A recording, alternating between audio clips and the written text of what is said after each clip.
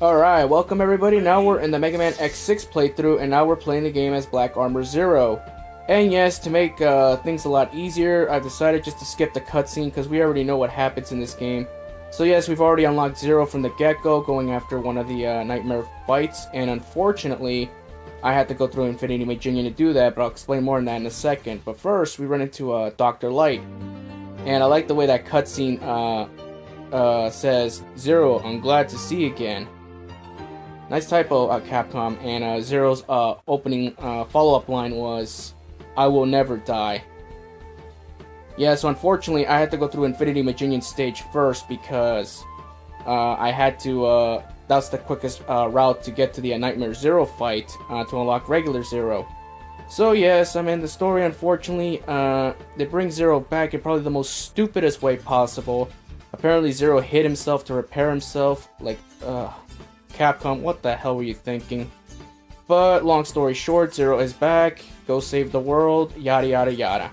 So in X6, unfortunately, a lot of these Reploids, you actually can't ignore them, you actually have to rescue them because we need parts to progress through stages. Specifically as X. As Zero, you can get the job done with your abilities because in X6, Zero can double jump right off the bat, and thankfully we have the black armor. So we have the fun abilities that we get the shock buffer ability, we get Z-Saber +1, and we get the shot eraser, which let us reflect projectile shots. And unfortunately, since we went after Infinity Maginian first, we get the nightmare effect, which the whole stage is covered in dark.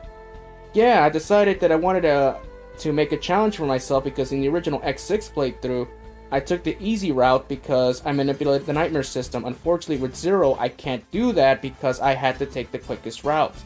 So now I'm gonna have to deal with annoying nightmare effects, but I don't mind it because, you know, I love playing X6. You know, it's really weird me saying that because X6, it's a guilty pleasure game. It really is. Like, if you never played X6 before, give it a chance, especially now on the Legacy Collection because you do have a Rookie Hunter mode on. If you want to play that game for the first time, so if you fall off a pit, like I almost did right there, it doesn't count as an instant kill, you just respawn at the nearest platform. And it's a fun way to experience the game, because X6, I do enjoy it because it plays exactly like X5, it's not as bad as people make it out to be. And now we run into our first boss. which is Commander Yanmark. You should always do this stage first, because Commander Yanmark is really easy to take down, even as regular X with no armor or anything, and his weapon is probably the best out of all the Mavericks you go after, or in this case, Nightmare Investigators. That's what they're called, apparently. So Commander Yanmark, it's not too difficult to take down. Just do that, and he's out of our way. And we get a really cool ability, which is the Yanmark option, which is a cool shield, and it fires Dragonfly projectiles, so it's cool. And so with Zero, we're going to be taking a different pathway, but it should be fun from our X playthrough. And I hope you all have a good time with that. Alright, see you in the next area. Peace!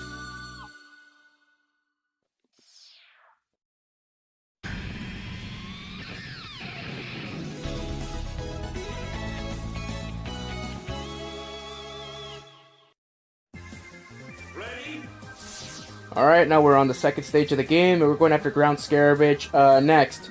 I really do not like this stage because it's all RNG dependent, and Ground Scaravage's stage is probably the worst stage in the game because of those damn blocks and all these nightmare enemies.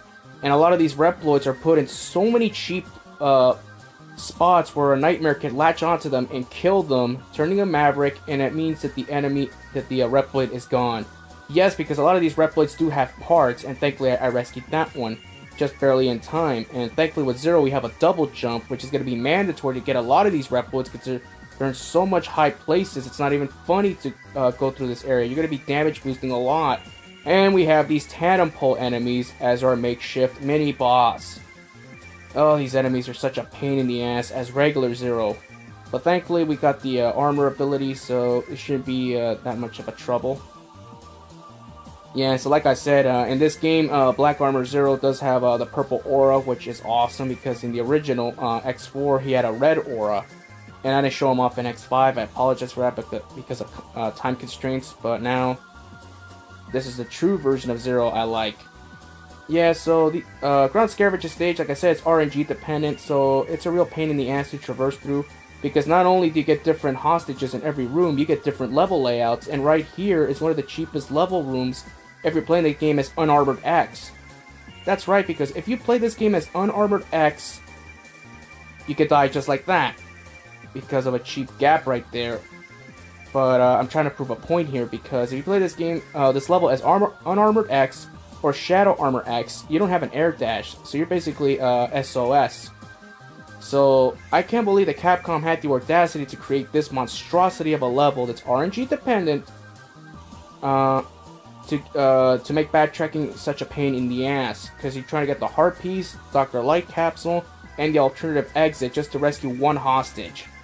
And that hostage doesn't even have a part, so don't even waste your time unless you want your file to say 128 rescued Reploids. And it's at the end of the level, and it's placed below two nightmares that are so cheaply placed. Look at this jump right here. You can't make that jump with Unarmored X. It's ridiculous. Now, I know a lot of people are saying, well, don't play the game as Unarmored X. You should have armor for that. Yeah, but some people maybe want a challenge. There are a lot of people out there that play the game as Unarmored X, and they want a challenge. Isn't that the whole point of video games? Like, we don't want... this game's not going to hold your hand, as it is already with all the bullshit level designs, so... Like, come on, at least make the game bearable where you can play the game as a regular X and a regular Zero. X7 got that right, even though that game has so many negatives. At least you can pass the entire game as a base X and a base Zero and a base Axle. Alright, rescue that Reploid there. Alright, nice. Yeah, so the area that has the heart piece, the background, I believe, is a space background, specifically Saturn. I believe if you get that background, that means you're guaranteed to get the heart piece.